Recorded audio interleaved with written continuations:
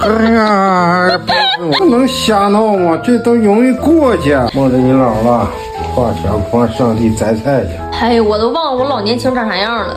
4个字形容，美若天仙。那你呢？燕子别走，你和我姥幸福吗？那时候？极限，水瓢都4个。那我姥最后临走的时候交没交代你点啥呀？交代了。如果这个世界上没有包办婚姻就好了，我成了犯愁。那咋那么烦你呢？这因为我打呼噜，嗷嗷的。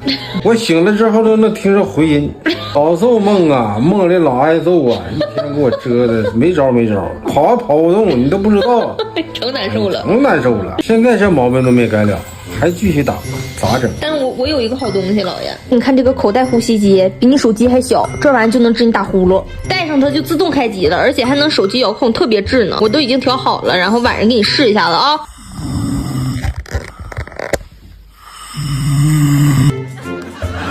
没睡觉是吧？这个睡香的觉。Nice。